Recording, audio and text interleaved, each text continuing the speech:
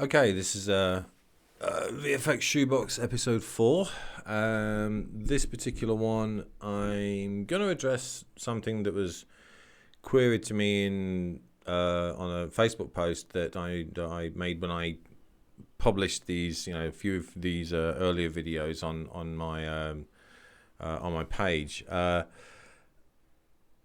Basically, are these things going to be the next deconstructing the elements series? Now, deconstructing the elements, this question was put to me by a guy called Wayne, who I've known on Facebook for ages, and he bought one of the books like years ago.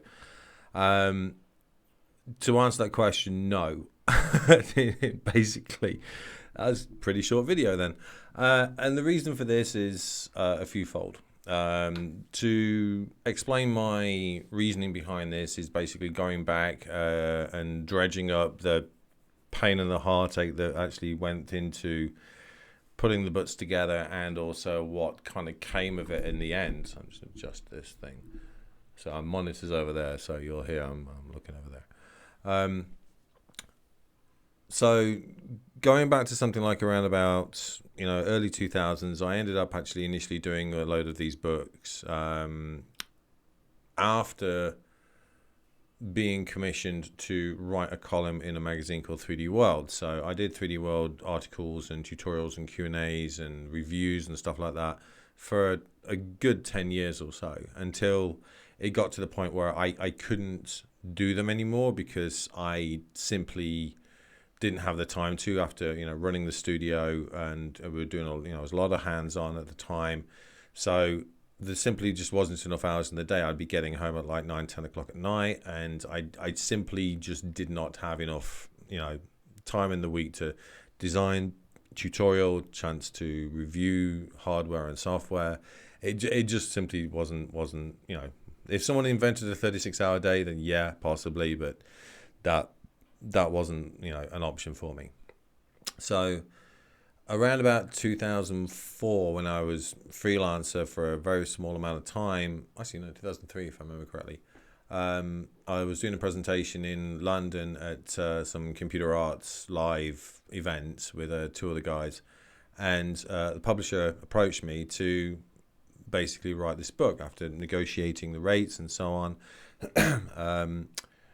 I spent the next several months designing and researching these tutorials, and the idea of the book went through several iterations. Initially it was about how to freelance with the software, then it went into something which I to try and get down on paper how I structurally analyze things. When I see an effect, I want to try and emulate it, or if I want to try to emulate a material or a cool cloud pattern or a sunset or something. So how you structurally analyze that and break it down into its core components and tackle each component individually. So basically it's all about research and reference and all that kind of stuff. And that's basically what the books were about: how to analyze an effect and break it down, and how to utilize and research reference material. That's basically it. That's what the books were about, disguised as tutorials. So it took me several months to do the first one, not only just determining what I could do within the time that I had, and also the amount of paper that I had to fill. It was like X amount of sides of paper I needed to fill, and sourcing the research material, sourcing that reference. If I couldn't source it myself, I would have to try and find it from third parties, like for example USGS. NOAA, I got permissions from those. From NASA, got permissions from them. And when I couldn't find any from there, and I couldn't shoot it myself, which I did a large number of reference materials for that. I would go to third parties. There was a guy in Australia who basically shot a lot of water material for me, which was brilliant. And also there was stock libraries, like at that time it was digital imaging or something like that. I forget the name of the online publisher. Anyway, they got bought out by Getty Images by the time the third book came out. So They still allowed me to do the electronic version of that distribution, but they didn't allow me to use the new material, any new material in the third edition of the book. So by the time I got to the third book, and bearing in mind it took like around about 8 months for me to write the first one, the amount of money that I received, if I'd been a freelancer for that entire 8 months, I would have earned a lot more, guaranteed, because the amount of money that I actually received from each and every sale of a book was 10% of what the publisher received. And the publisher received 50% of the MRP. So if the book is on sale for $50, they get $25. I get 10% of $25, which is $2.50, which is around about half a pint of beer. So for each book, I got about half a pint of beer, maybe 3/4, depending on whether or not it's quality or not. So you can't live on that. It's not possible. Rent was completely outside of that scope. Bills, blah blah blah, electric bills, So when I tried to negotiate for the later books and so on, it was told to me that, hey, these sorts of books, they're a calling card, they're bragging rights. It's to say, hey, I've been published. Well, no, not really, because you have to stop and do all this stuff for so much time. You can't just live on the advance. The advance you have to pay back. So they'll give you like maybe, I don't know, £4,000 or something, which is around $6,000 or whatever, as an advance. But you still got to earn that back. All right. And then you'll get another advance for when you close and submit the final manuscript. That's maybe another £1,000 or £2,000 or something like that. And you still got to earn that back. So it's not going to be maybe after the first, 6 months to a year that you're going to see a return. And the royalty checks come every 6 months. They don't come every month. They come every 6 months. And you got to, earn that stuff back. So it took a very long time to obviously write these things. And by the time I got to the third one, as I said, things had changed a little bit. I negotiated a little bit of a better deal. Not great, but still a little better one. And that's when things started to go pear-shaped. The price of the book they wanted to reduce. So I ended up writing about the same amount of tutorials, or slightly less amount of tutorials, and doing the rest as video tutorials, because it was easier for me to produce. I didn't have to sit and write everything. I could just basically have two systems, one with the screen on of the final result, and I could research that through and go through that through as I'm actually recording from my start scene file. And the other thing was to, instead of actually having a DVD with the book, they were actually doing it as a website download. Now, the problem was that by the time the actual book was launched, which I think was like October or November time, the website wasn't ready. And I designed all these tutorials so that you had to reference the reference material. You had to look at that and structurally analyze that, because otherwise you're just looking at a thumbnail in a book, which is too small. So the other thing was that all of the scenes, you started with a specific scene file that I'd previously created. You weren't starting with a blank scene file. You were starting with a scene file that I purposefully told people to open up. And there was several reasons for this. Number one, it basically meant that if you did not have access to the website, you could not do the tutorial, because things would not work. 100%. That value would not work in another scene file, because the default values of Max was slightly different to the default values of what I'd put, because I was using different units. Okay, so Max's default units were just generic. They weren't centimeters or inches. It was just generic units. Which could be anything. It could be inches, miles, feet, hands, spans, whatever it may be. But that, there was not a specific unit that was actually defined there. So I'd specifically put a certain unit, either it was inches or it was centimeters or meters or miles or whatever it may be, I can't remember, into the scene files, and possibly had an initial setup of like, here's the initial geometry, or here is the ground plane, here is a piece of geometry that we need to emit particles from, or something like that. So it was designed in the way that the initial footprint of the tutorial was designed and was in there. So to help prevent piracy, and also primarily so that I wouldn't get a million emails back from people saying I've put these settings in and your tutorial doesn't work. I don't get what the result is. And every single time when I got these back for the first and second editions, it was because the units weren't right. So this was a force to make sure that happened, and it worked, and it was great. And by the time the website went live, which was January, so 3 to 4 months later, February, because what they did in January, they actually just released all of the material online without the password protection system that we designed, that was associated with a stamp in the back of the book, which was a unique code to your email address, so you could get in and then download the content.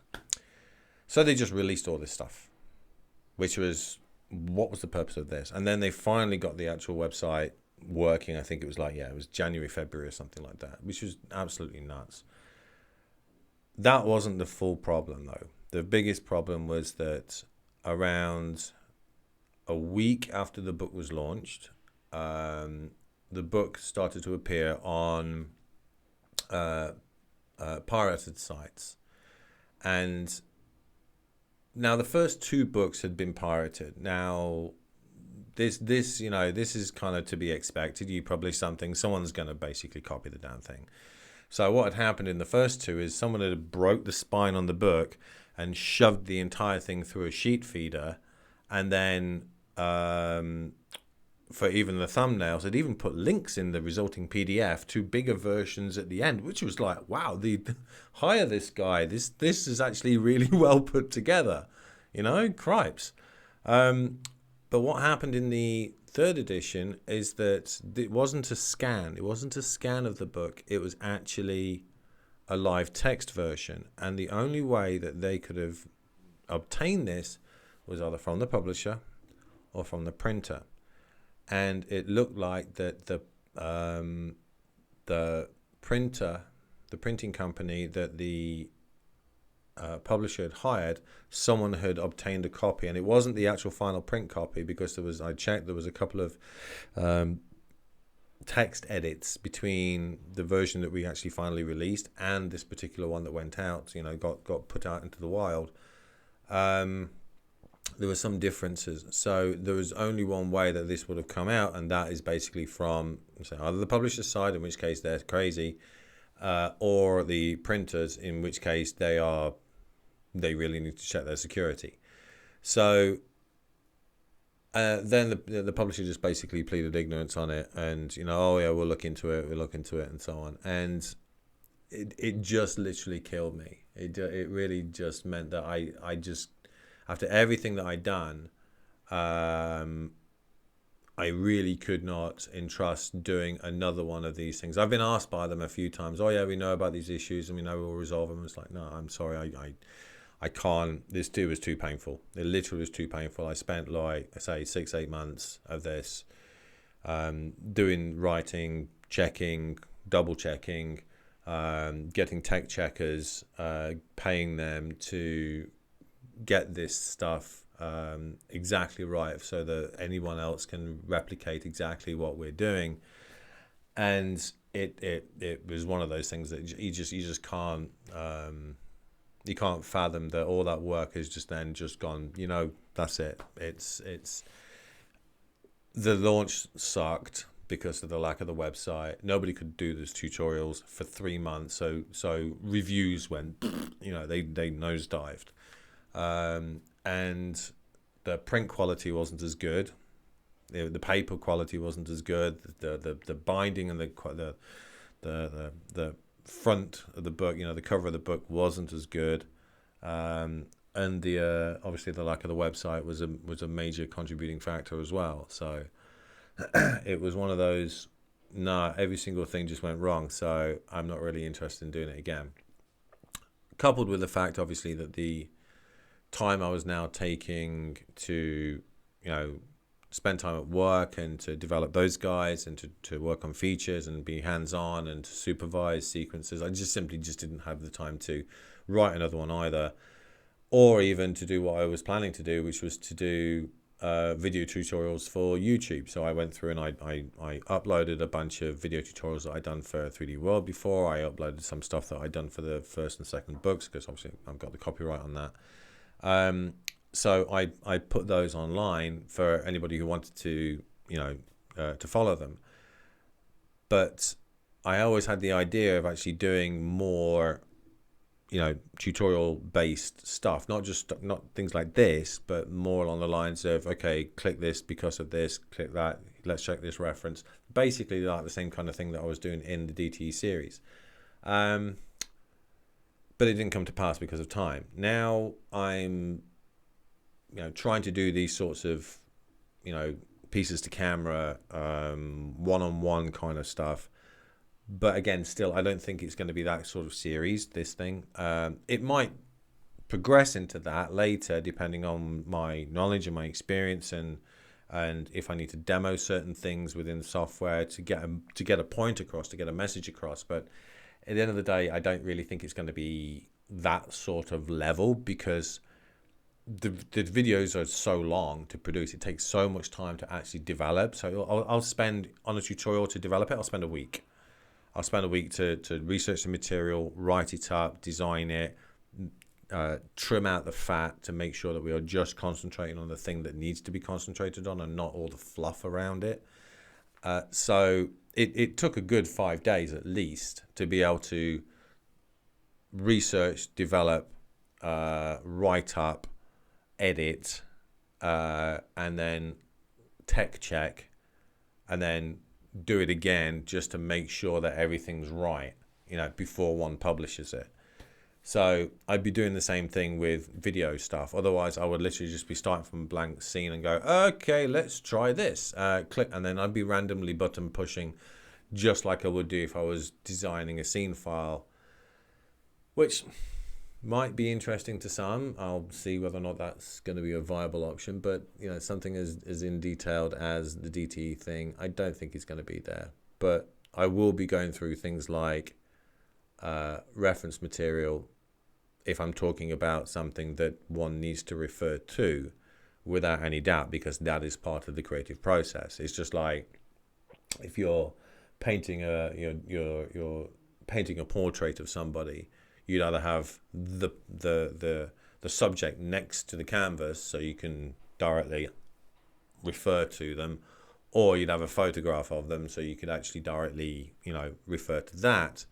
Unless you're one of these amazing people like Kim Young-ji, who's got one of these photographic memories, who is just like, he can just imagine exactly what, remember something from God knows how long ago, and can just draw it like that, and it's absolutely astounding. I'm not one of those people, so I need reference to get. If I'm trying to emulate something, I've got to try and emulate that particular thing. I need that reference so I get it right. Otherwise, something's going to look wrong. So breaking down that reference, studying it, breaking it down to its core components, I still do that. Even when I'm talking to my guys at the studio, I still do that. Give reasons. Even yesterday, I was talking to one of our guys about crowd distribution and why you have certain people in certain places, and what their motivation is, and what their thought process, what that particular agent, that particular crowd member's thought process is that at that particular point in time. So again, I spoke to him like about an hour about this stuff. I can talk about that. It's actually kind of an interesting conversation, actually. So yeah, I think that about wraps it up. I think that answers the question to a degree. This wasn't going to be an actual video, me talking about, how the entire DT series was great to start with. And it was brilliant because it got my name out, which was brilliant. It got me recognized in the community, which was awesome. Could I even buy half a pint of beer from the sale of a single book? No. So, imagine how many books I had to sell to get the advance back. It was crazy number of books to even just get the advance back. So I still get royalty checks from these things. And I think the last one I got back was like $4, $3, something like that. And that's after all 3 books. The royalty checks on all 3 books, and it's now, what, 2020. The last one came out in, I think it was like 2008, so 12 years later. Yeah, I still get royalty checks from it.